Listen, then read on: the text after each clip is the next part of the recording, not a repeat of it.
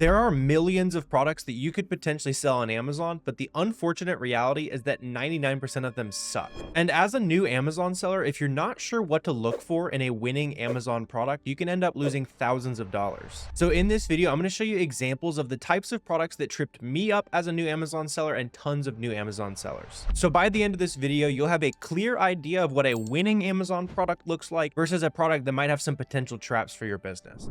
So let's just go ahead and dive into it here. I want to start out by showing you an example of the types of products that we are looking for to sell on Amazon, right? So you can see here's this Lego set. We can sell all types of products on Amazon, right? A lot of people make it way too complicated. They're trying to make stuff from China when really all we need to be doing is buying stuff from name brand websites like this Lego set right here that we can buy for $25. And over on Amazon, this exact same Lego set sells for about $70, right? So when we plug that in to our profit calculator here using SellerAmp, we can see that we're going to make over $27 every single time this item sells. And this also gives me a nice starting point to show you some of the things that we want to look for in a winning item so that when I show you some of these traps, it might be a little bit more obvious, right? So the top line things that we're looking for when we buy items are a best sellers rank or a BSR under about 150,000 or so. The closer that number is to 1, the closer it is to the number one best selling item in that category. I like to look for at least 30 sales a month for an item here. And then in terms of profit, I like to look for 35% ROI or at least $3 profit. And usually I want both of those to be true. And when you first start selling on Amazon, you only want to invest in two very cheap tools to get started. The first of these is SellerAmp, and the second is Keepa, which is also 20 bucks a month. On this example shows us that the price that we want to sell this item for is relatively consistent, right? So when we look at the past, we can see that there's a long history of this item selling for at least $60. And it looks like in this case, our worst case is that we're making about $20 profit. Right now, we're making closer to $28 profit, right? So that's what a good item is going to look a little bit like. But I want to go ahead and start jumping into some of these items that would be traps that are really going to ruin your Amazon business if you try to sell a lot of these products, right? So here is a sneaker that I found on sale at Adidas recently. It was at a profitable price. And hopefully you can see the issue with this item. This is probably one of the most common reasons why new Amazon sellers who talk about prices dropping and their profits decreasing, this is one of the most common reasons why, because when we're looking at this item, we can see that it has a massive history of selling for $80 or so. And very recently, only like a week or two ago, right, did the price actually jump up into the $144 range is what it's sitting at right now. We can see that on the Keepa chart right there. So if you jump on this item expecting to sell it for $144, when really the entire history of this item has been $80, you're probably not going to end up making too much money, right? Sometimes the price will stay high. Maybe you can jump on that listing really quickly. Maybe you list it merchant fulfilled. And sometimes, especially on fast selling listings, you can take a risk or two, right? On a slower seller like this, where it's 150 sales per month, but between all these different sizes, really not going to be worth the risk. A good metric that I like to use is down here on SellerAmp, we can see the average buy box prices over the last 30 and 90 days. Something I like to look for is to make sure that my price is at least 25 to 30% return on investment on the 90-day average, right? So in this example, I was finding these on sale at Adidas for about 60 bucks, and at $144, we would be all over that, right? It's almost doubling our money. But if that price goes back down to just simply the average price, right? In that case, we're making $0, not exactly the business that I'm in. Hope that's not the business that you're in either. And so make sure that you are at least somewhat profitable at the 90-day average prices. So this also takes me into the next example of a product that's going to be a trap for your Amazon business. And this is the other example of where price tanking would be an issue if you're not looking for some simple stats, right? So on this item, it has a massive history of selling for $40, but you can see on the Keepa chart down here is, let's say you were looking at this item on April 8th right here. You can notice that over the last 2 days or so, the seller count had gone up by literally triple. It had gone from 2 to 6 sellers, and simple supply and demand. If an item, especially one that isn't selling super fast, rapidly shoots up in supply, the only thing that can happen to that item is that the price drops, right? So when we zoom out and see what happened in the future of this item, as the number of new sellers kept increasing, the price had no choice but to drop. And so if you're these sellers right here where the price is still $37, but you see that seller count rapidly shooting up, it's usually a safe bet that trend is going to keep continuing until this price reaches where you're no longer profitable, right? So the way that you need to source products to avoid this is, number one, don't buy any items where the seller count is rapidly shooting up like this. This is a classic example of something that's probably going to keep dropping down in price. But the second and probably bigger key is making sure that you're leveraging all possible discounts, right? So I have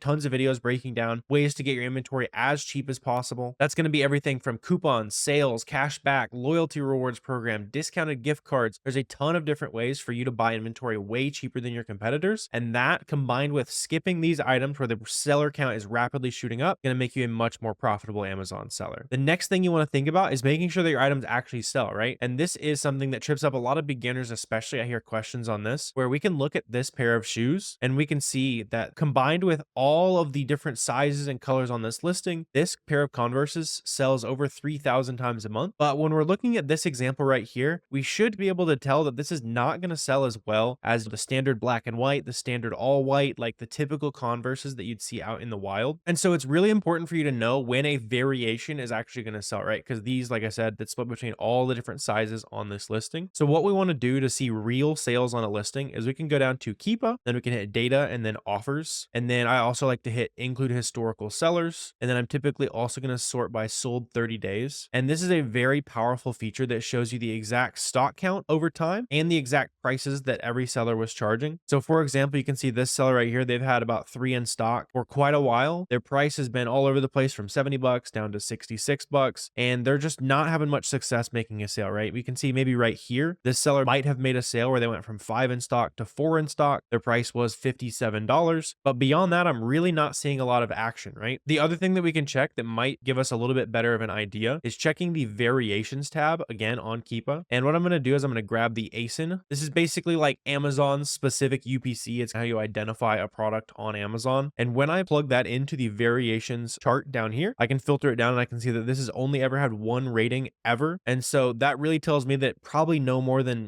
25, 50 people have ever bought this pair of shoes, maybe 100 if there's just like a crazy amount of people not leaving a review. And when we compare this data to another much faster selling listing here, this pair of shoes is the all white. It's a size 7. It's a very typical pair of Converses that you might buy. And if we dive into the data offers tab, we can see very natural sales happening over time, right? Where their stock count is decreasing just about a couple units at a time. And we can see these sellers all making sales on this listing, right? So we see the stock count start to decrease a little bit. And then when we also dive into the variations tab again, we're going to see a lot more reviews, right? And the more reviews an item has, the faster it, at least at one point, has sold, right? This item has 2,600 ratings, got a lot more action going on the data offers tab. And so when you combine those two metrics together, you have a much better idea of what's actually selling in terms of a variation listing, right? So make sure before you buy a variation that there's a little bit of action on the offers tab, or there's actively increasing ratings on that variation tab, right? The next thing I want to show you, and this is going to be a major one, especially if you want to keep your account health safe, you never ever want to sell products that are typically only sold by one seller. So in this example, you can see that GNC, like the really big kind of healthcare store, has been selling this product for forever. I also am fairly certain that GNC owns this brand right here. But when we zoom out on the year-long Keepa here, we can see that there's basically only a history of that one seller ever selling this listing. And typically, if you see all the sales being hogged by one seller, they either are the brand owner themselves or they have an exclusive contract with that company. And it is well within the company's rights to remove you off a listing if they don't want to be on there. If you went through all the effort of making a really good product and listing it on Amazon, all that kind of stuff, you probably wouldn't want resellers on it either. So it's your responsibility to make sure that the products that you sell are not going to be heavily policed by the brand owners or anything like that. And there's also a free resource I'll show you guys here. It's called Seller Journal Greenlight. This is a free website. And in this case, if we searched GNC right there, that is obviously the brand that was selling that and the brand owner there. We can see that they're reporting GNC in their database for being like a really big IP complainer. You can also see it with some of these other brands. There'll be even bigger warnings, like Kong is a really good example. You can see they're well known for taking legal action against unauthorized sellers. So if before you sell a brand new brand, just plug it into the green light right here. For example, if it plugged in something like Adidas, it's going to say basically the only issue you're ever going to have is that if you might get ungated or you might have to show inauthentic complaints, something like that. That is a much less scary warning than ones that says, hey, you're going to get sued if you sell this product. So that's another quick thing you can check. Another product that's going to make you lose a ton of money on Amazon is when Amazon already sells the items themselves. So we can see on this listing right here where it says ships from Amazon, sold by Amazon.com. And when we check out the Keepa, we can see that there's always basically an orange highlighting on this graph that shows me when Amazon was on the listing. And the problem with selling on listings where Amazon is also a competitor is that they typically don't share sales with third-party sellers, which is something that we can track. And really all you need to do is avoid selling on listings that already look like this. So for example, on SellerAmp right here, we can check the buy box analysis tab. And this shows me that 98% of the sales over the last 90 days here, basically the entire history of the listing, have all gone to Amazon. Amazon. I don't really want to sell on a listing where I can only get my sliver of 2% of the sales, right? Because those are also being shared with 11 other sellers right now. And so this is the type of item that you want to avoid. Otherwise, you will end up holding a bunch of inventory that you just can't simply sell. So avoid products where Amazon is always on the listing. Sometimes you might see a listing where Amazon's on it, but they share the buy box for whatever reason. Those can be awesome listings, and listings where Amazon's going in and out of stock really often. Those can also be good listings, right? But something like this where they always hog the sales, they're always in stock on the listing, you do not want to sell.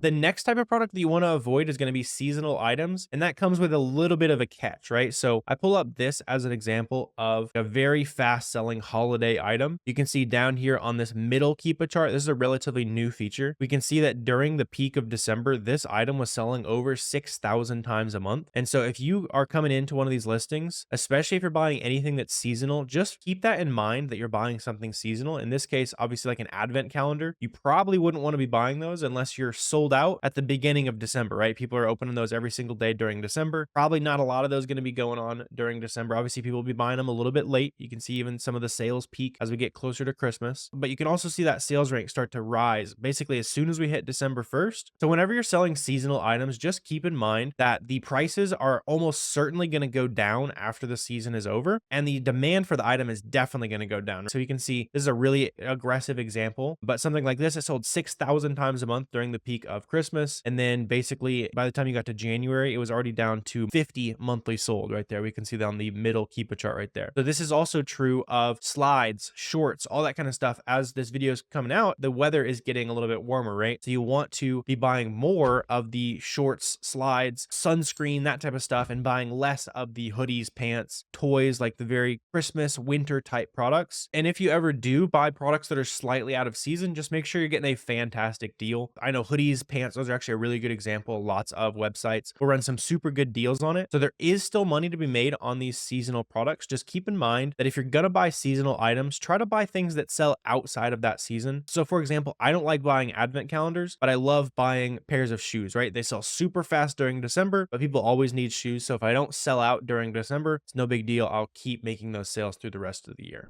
And another thing that you're going to want to avoid as you're finding profitable products is buying from the right websites, right? So here is an example of a smaller retailer website. This is also a massive Amazon seller. You do a lot of shoes. I'm sure you've seen Shoebaka on some of these listings here, but I get a lot of questions from new Amazon sellers. Is this website legit? Should I buy from this website? Am I about to get scammed? Like all that kind of stuff. And the easy way you can check and make sure that any website you found a product on is legit is either checking something like Trustpilot. So people go on here, they're buying at Shoebaka, and then they leave a Trustpilot rating. So we can see they got pretty good ratings on Trustpilot. Sometimes some of the biggest stores on the internet will have really bad ratings. Like I know Walmart and Target does. So for the biggest retailers, you'll see like a lot of politics involved or something like that on the Trustpilot ratings here. But if it's like a small to mid-size website, they're a really good way to know if that website's actually legit or not. And another thing that you can check is that if the website has any cashback offers, so it has Rakuten, Top Cashback, anything like that showing up, that means that the cashback service has vetted the website. They know that the website's legit. That's typically a good vote of confidence. And then if they also have a PayPal checkout option, typically means the site is somewhat trustworthy. It's really easy to request a refund through PayPal if you don't get what you received. And so websites that are trying to scam you typically won't offer PayPal. And so I actually made a free checklist for you with a lot of the specific metrics that I look at before I buy an item to sell on Amazon. There's 18 different things here that I check to make sure that I know I'm going to make a profit after it's all said and done. I'll leave this free PDF checklist down below if you want to check it out. Go ahead and run any potential Amazon products you find through this checklist, and you'll be way more profitable as an Amazon seller. And if you guys did get value from today's video, please feel free to subscribe to the channel. That helps me out for adding some value to your business. Let me know if you have any questions, comments, anything like that, and I'm always happy to answer those down below. And if you want to keep learning more about selling on Amazon for completely free, I made a video right here that breaks down my favorite strategy for finding winning products.